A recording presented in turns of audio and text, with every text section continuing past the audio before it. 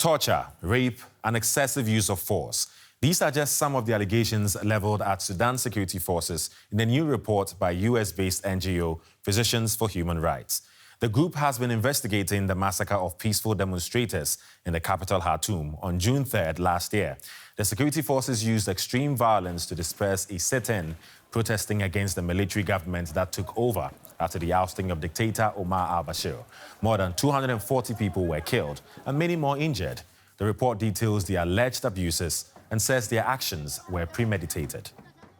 Let's go talk to Adrian Freaky, Physicians for Human Rights expert, consultant, and lead author of the report. Hello, Adrian. Nice to have you on board. So you're saying that the attack on Sudan's pro-democracy supporters was all planned by the security forces. Tell us more.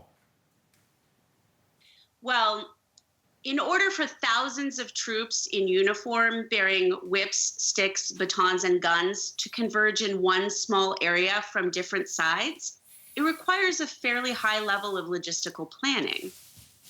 While there are many questions that need to be answered on the ground in Sudan, I think that no one argues with the fact that organization is required to move that many humans in coordination into one space. Okay, so how did you arrive at these findings?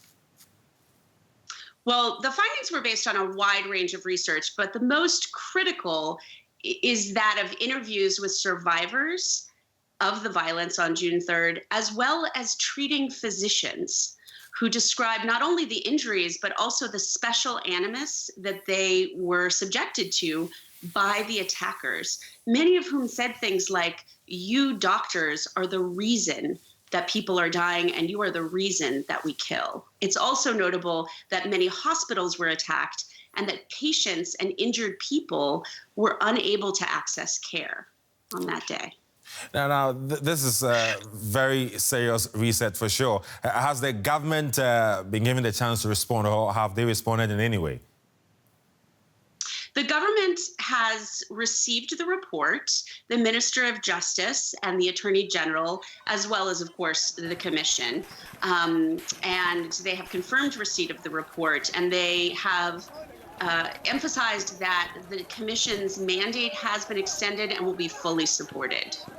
So here's the thing. Most of the time, such reports come out, a lot of research goes into it, and then such findings are released, but there are no repercussions. What are the possible repercussions with this one? Such a great question. I think one important fact is that the National Commission is fully owned by the transitional government in Sudan, and our report is really to support its work. So it's a critical part of the negotiated transition. So I think it's likely to require political action. The other important thing to realize is that history has taught us that transitional justice does not succeed without accountability. So what's the way forward from here? I think the way forward is to develop and strengthen the human rights mechanisms that are already in place in Sudan, which is a country full of immense human talent and very talented lawyers and committed human rights activists, as well as a mobilized civilian base. I think that within the international community, we have to support that. Okay. Adrian Freaky, Physicians for Human Rights experts, consultant and lead author of the report. Thank you. Thank you.